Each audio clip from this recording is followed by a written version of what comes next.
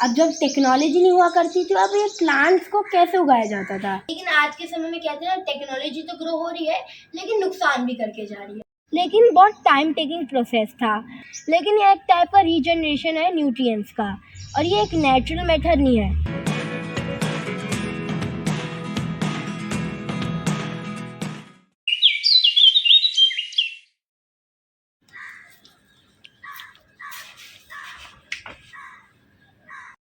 पहले के समय में क्या होता था कि आज की तरह टेक्नोलॉजी नहीं हुआ करती थी। अब जब टेक्नोलॉजी नहीं हुआ करती थी, अब ये प्लांट्स को कैसे उगाया जाता था। मतलब प्लांट्स को उगाने का तो सेम ही तरीका होगा, लेकिन इसका क्या तरीका होगा उगाने का, मतलब कैसे इसकी ग्रोथ फास्ट हो। क्योंकि टाइम टेकिंग प्रोसेस में एक तो है मेहनत भी बहुत लगती है, और दूसरी चीज़ हमें जो हमारी नीड होती है, लाइक हमें टाइम से पहले ना मिले वो नीड, तो हमें अच्छा नहीं लगता। तो अब ना टेक्नोलॉजी हुई है, तो अभी टेक्नोलॉजी की जगह उस टाइम एक हम कह सकते हैं एक चीज़ बोलनी चाहती थी जिसका नाम होता था मैन्योर। अभी मैन्योर क्या होता है?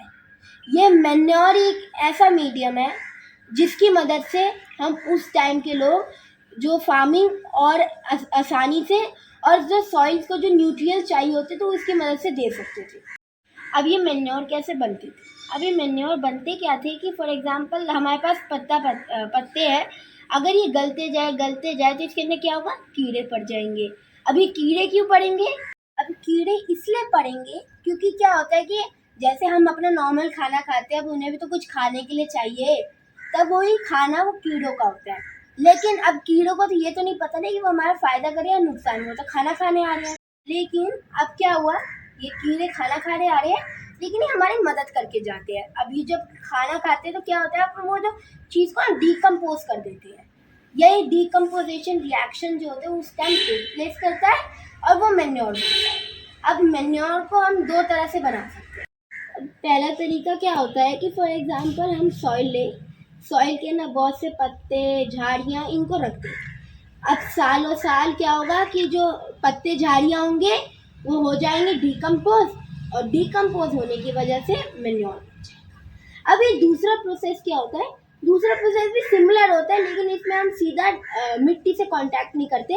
सबसे पहले हम क्या करते हैं कि कुछ पत्ते और झाड़ों को तो एक बॉटल या हम कह सकते हैं कोई थैले में हम उन पत्तियों को या झाड़ियों को रख दें कुछ सालों के लिए, और हम उसके ना पानी डाल दें। अब पानी की वजह से गलते जाएंगे और कीड़े पैदा हो जाएंगे। जैसे क्या होता है कि खाना खाने के लिए भी बहुत तरह के खाने होते हैं, वैसे ही कीड़े भी बहुत तरह के होते हैं मैन्योर इनके लिए।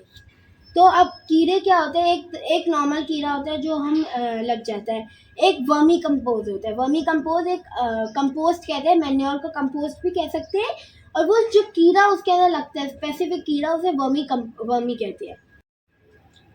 अब ये जो मैन्योर या कंपोस्ट है पहले के समय में था, तो हम कह सकते हैं ना कि पहले के समय में जो भी चीज़ें बनी, हमारे एंसेस्टर्स ने जो भी चीज़ें बनाई, वो नेचर को ख़राब कभी नहीं की, वो इको फ्रेंडली चीज़ें थी। लेकिन आज के समय में कहते हैं ना, टेक्नोलॉजी तो ग्रो हो रही है लेकिन नुकसान भी करके जा रही है। लेकिन बहुत टाइम टेकिंग प्रोसेस था।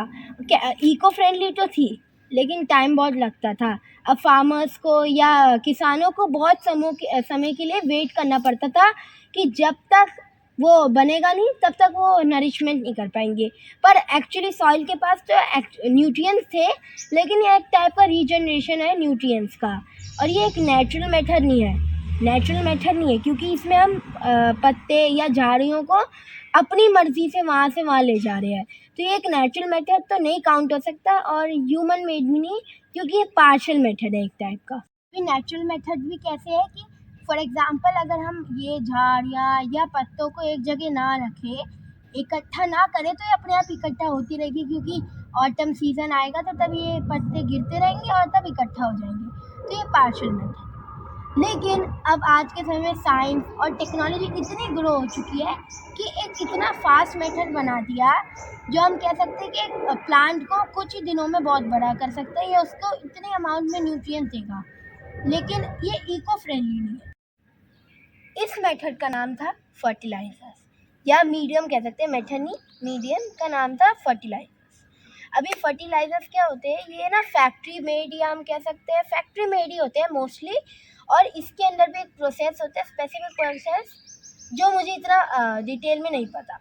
तो अब जो ये स्पेसिफिक प्रोसेस होता है, उस प्रोसेस में क्या होता है कि ये जो फार्मर्स होते हैं ना, वो साइंस और टेक्नोलॉजी की मदद से एक टाइप का, हम कह सकते हैं वाटरी टाइप या स्प्रे टाइप का एक मीडियम बनाते हैं। इसकी वजह से क्या होता है कि प्लांट्स की बहुत जल्दी ग्रोथ हो जाती है। अब एक चीज़ जो हमारे माइंड में हमेशा क्वेश्चन रहता है कि इन दोनों के बीच का डिफरेंस क्या होता है। दोनों ही ग्रोथ में मदद करते हैं।